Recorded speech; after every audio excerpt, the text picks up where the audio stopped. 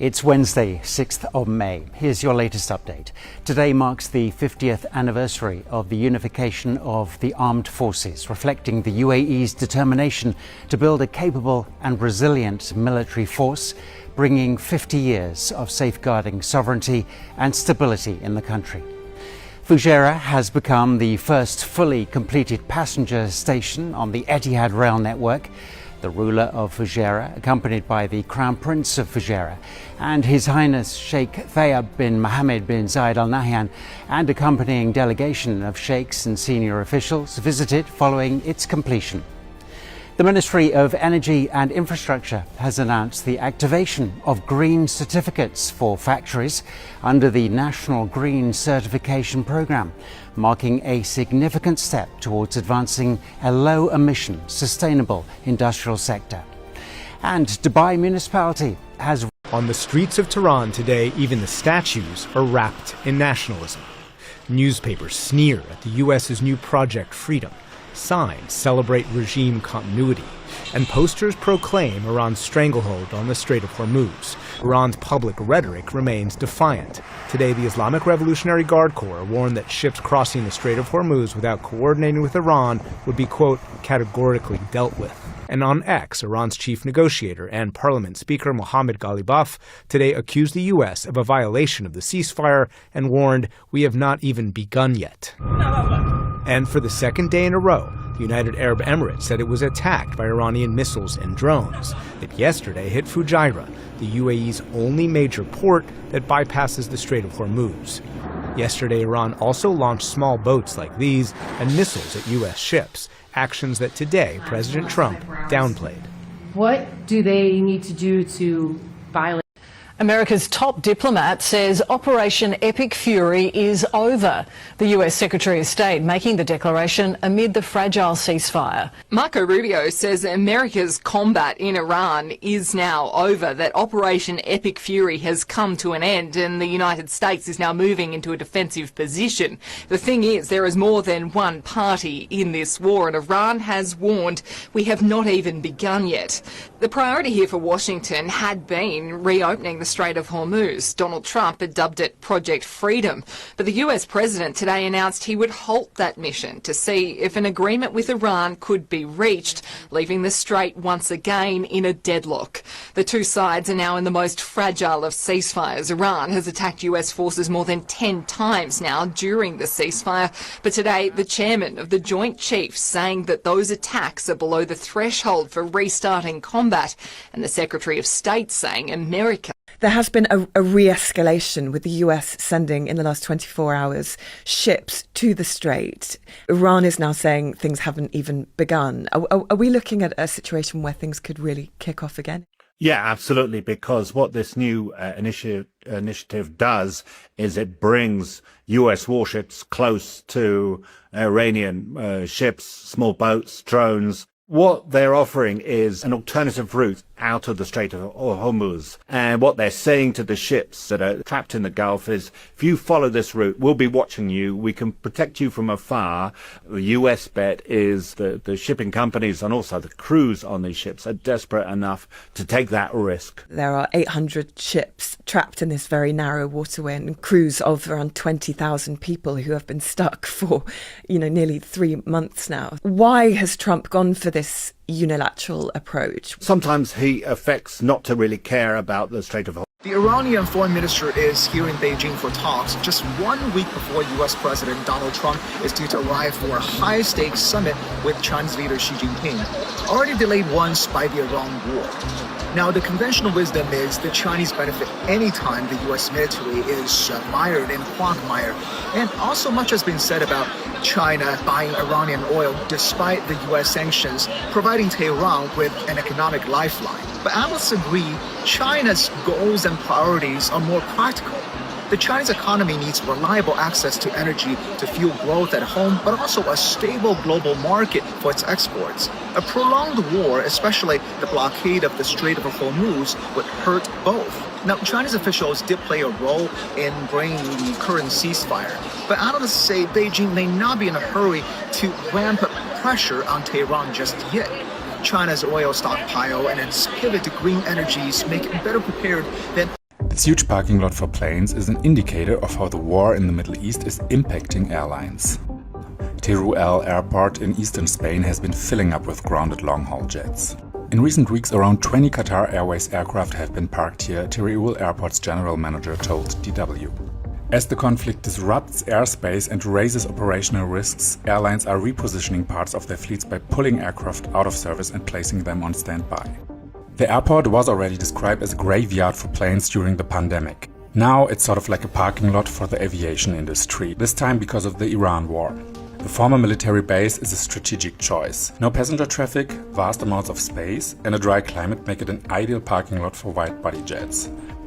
That kind of flexibility helps airlines, but last-minute cancellations are still a headache for passengers. So is Meta a public nuisance? That's the question before a court right now in New Mexico in a case that claims Facebook, Instagram, and WhatsApp harmed young users' mental health. Joining me now are Elizabeth Schulze and our legal analyst Brian Buckmeyer, both of whom are covering the case for us. So, Elizabeth, this is actually the second phase of this trial. You covered the first phase for us as well. So kind of walk us through how we got to this point. Yeah, exactly right, Kira. So phase two of what was a monumental trial in New Mexico. And that first part, what we saw was a jury sided with the state of New Mexico in deciding that Meta, which owns Facebook, Instagram, WhatsApp, designed its apps to be addictive for kids and failed to protect kids from exploitation on those apps. It ordered the company to pay $375 million. Well, now in this phase two, New Mexico wants Meta to pay a lot more money, $3.7 billion. And importantly, they also want Meta to make explicit changes. Tonight, NBC News learning 2 U.S. flagged ships that passed through the Strait of Hormuz had U.S. military security teams on board, 2 U.S. officials say, part of President Trump's new Project Freedom, meant to protect commercial vessels from Iranian attack. Iran still targeted both ships with missiles, drones, and armed small boats, but the U.S. military intercepted the attacks and blew up the boats. I call it a skirmish because Iran has no chance. Despite Iran's attacks, President Trump says the fragile 4-week ceasefire has not been broken. They know what to do. They know what not to do, more importantly, actually. Iran today once again targeting the United Arab Emirates after this strike yesterday. Today, the UAE saying it shot down more Iranian drones and missiles across the country. They're bombing commercial tankers. It's just outrageous. With Secretary of State Marco Rubio saying President Trump's new effort to open the... I never thought I'd get here in life, so I'm all right, here I am, woo! That's how I feel, like I'm like dancing inside and on the outside too. If you look, you can see that my mom and my dad are also on this plate. The plate represents the Venus Rosewater dish, which is the name of the Wimbledon trophy. And this plate is also, this is basically my portrait, the National Portrait Gallery. So it's really recreated here in great detail, and I'm very excited to be wearing Swarovski tonight.